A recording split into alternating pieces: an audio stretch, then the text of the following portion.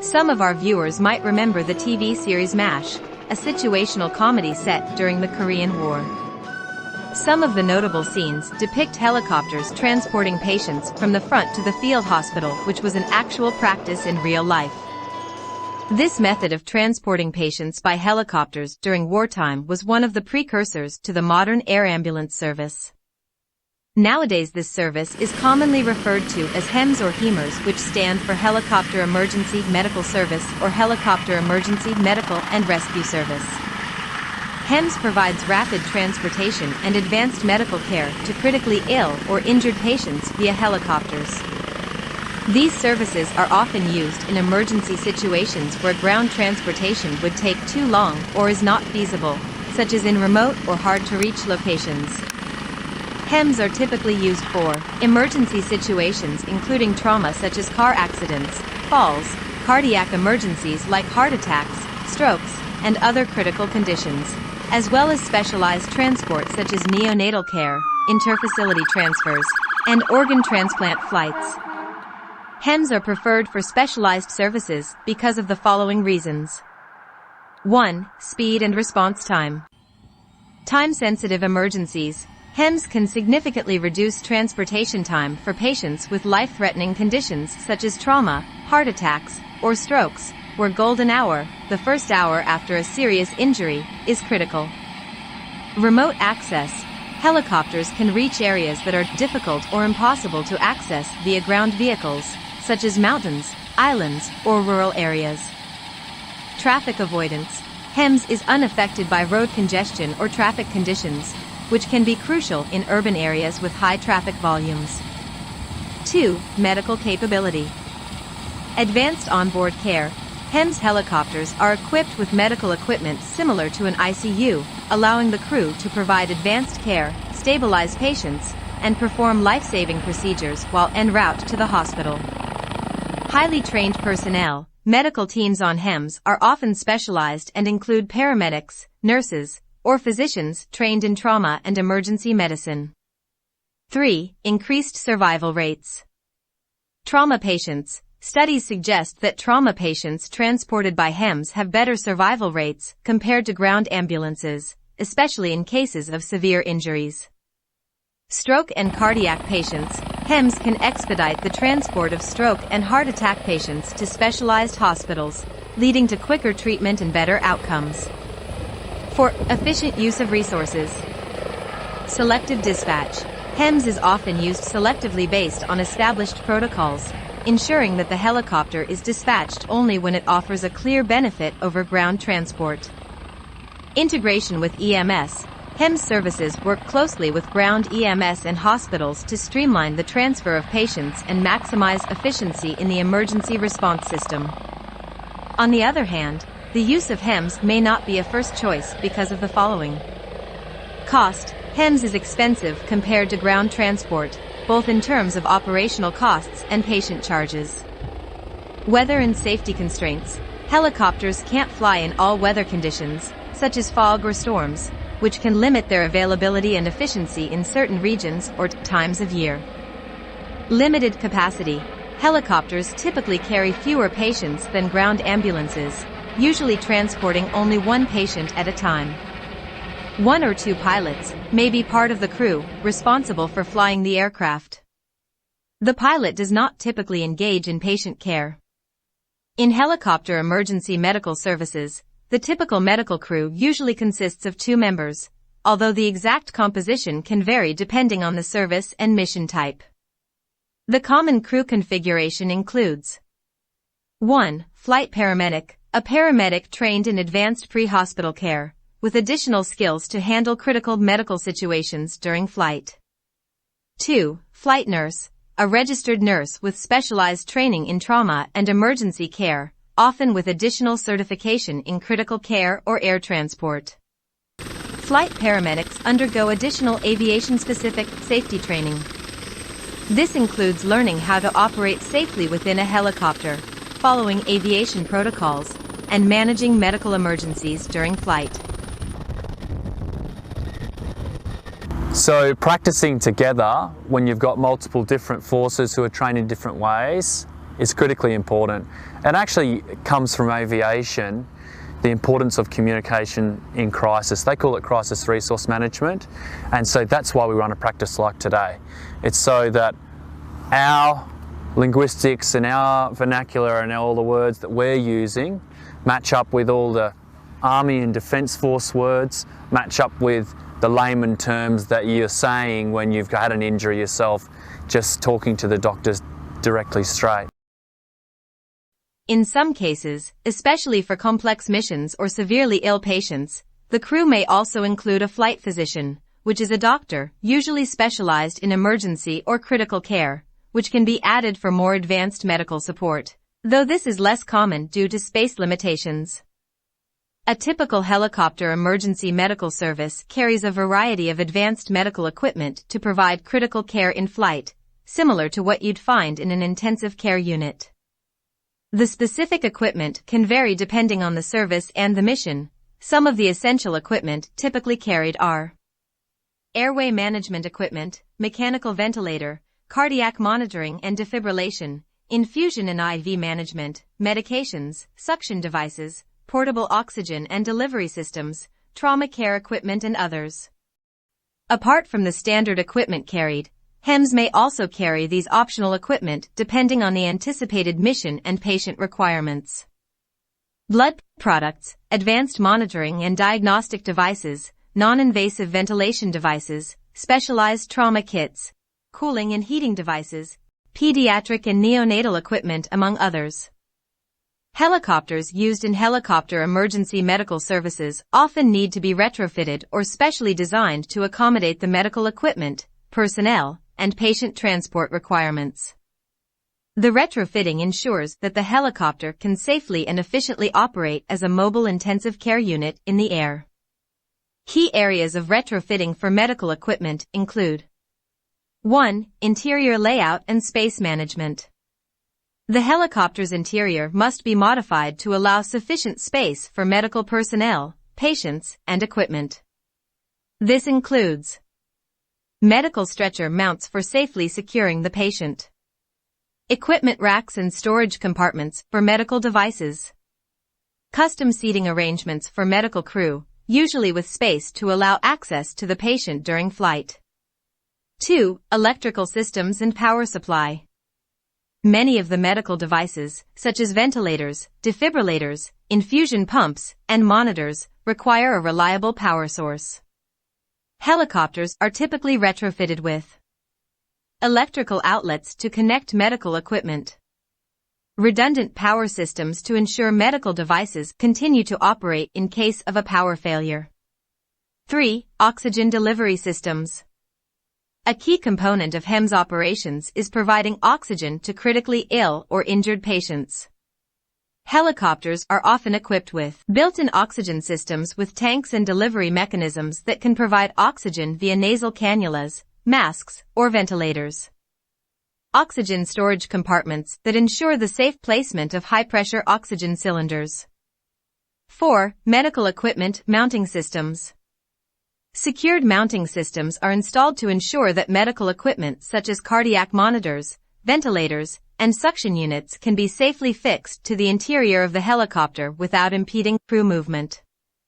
These mounts are designed to withstand vibrations and turbulence during flight, be easily detachable or accessible to the medical team during patient care. 5. Patient loading systems.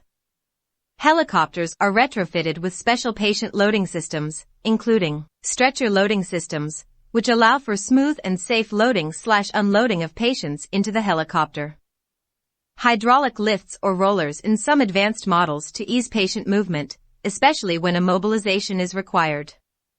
6. Ventilation and climate control. Proper ventilation and temperature control systems are important for maintaining a stable environment for critically ill patients. The helicopter may need additional air conditioning or heating systems to prevent patients from becoming too hot or cold.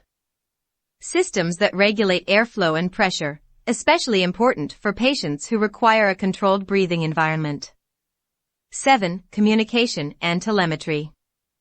Helicopters are retrofitted with radio systems and satellite communication devices to allow real-time communication between the flight team and hospital staff. Telemetry systems are integrated so that patient data, such as heart rate, oxygen levels, and other vital signs, can be transmitted to receiving hospitals during flight. 8. Lighting and accessibility. Helicopters are fitted with specialized lighting systems to allow for proper visibility during nighttime or low-light operations. The interior must also allow for easy movement for medical crew and the ability to access critical medical equipment without disrupting patient care. 9. Crash safety and restraint systems.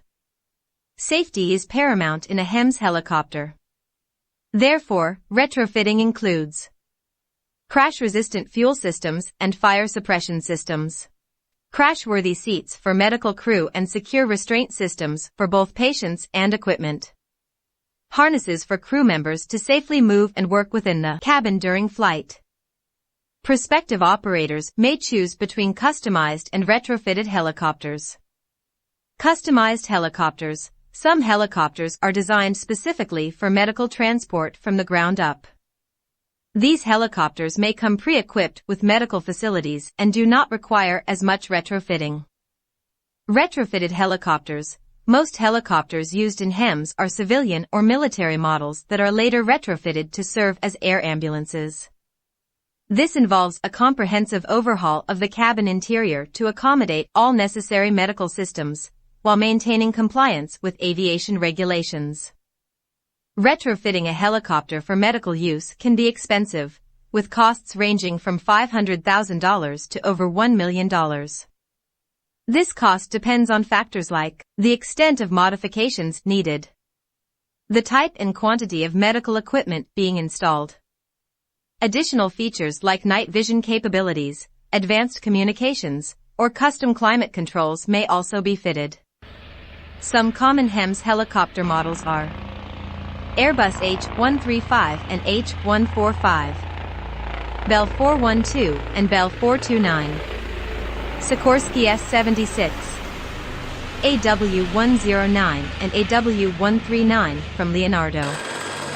The Bell 412 has been one of the most popular models for this type of operation, including search and rescue whether in military or civilian application. However, with the introduction of newer types into the market, other makes are making an entry into this sphere and making a noticeable impact on the scene. The helicopter is powered by the Pratt & Whitney Canada twin-pack power plant with 2 turboshaft engines and has achieved the lowest in-flight shutdown rate of aircraft turboshaft engines. If one engine is shut down, a single engine can produce emergency power for 30 minutes. The emergency medical configuration can carry 6 patients and 2 attendants, or 2 stretchers and up to 4 attendants.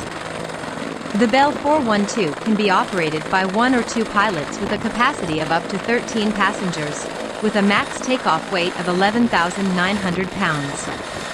It has a maximum speed of 140 knots with a normal cruise speed of 122 knots. It also has a range of 529 nautical miles and a service ceiling of 20,000 feet. Here's a soft reminder to please leave a like and subscribe to us. It will help us greatly in creating interesting content like this for you, and click the notification bell so you won't miss any future videos when we post new content. Another popular model is the Airbus H135, previously known as Eurocopter EC135. Various cabin and cockpit configurations are available for the H135, depending on the role performed and the operator's preferences. It can hold up to 5 passengers and a pilot when configured with a standard executive interior, or 7 passengers in a dense corporate interior. Modular multi-role interiors that allow the main cabin area to be quickly changed and re-equipped are available.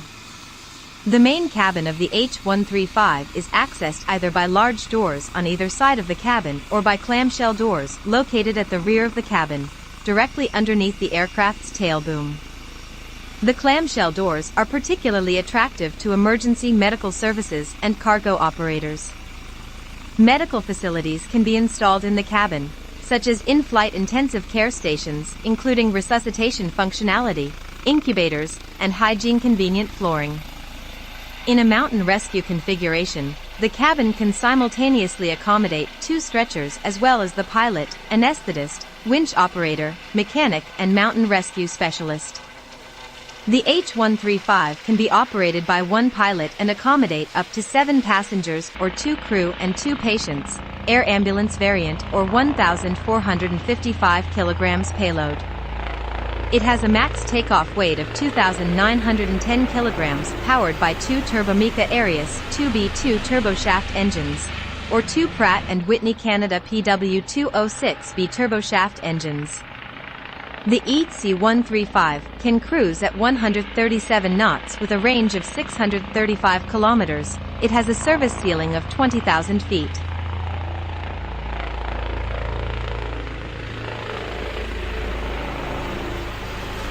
The Sikorsky S-76 is a medium-sized commercial utility helicopter designed and produced by the American helicopter manufacturer, Sikorsky Aircraft.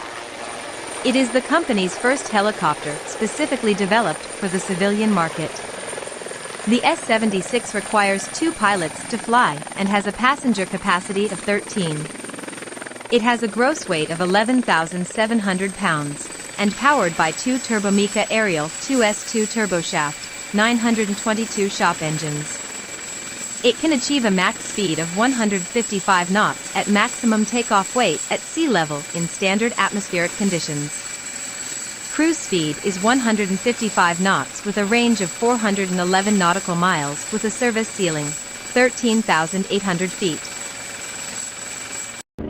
The Augusta Westland AW109, originally the Augusta A109, is a lightweight, twin-engine, 8-seat multi-purpose helicopter designed and initially produced by the Italian rotorcraft manufacturer Augusta.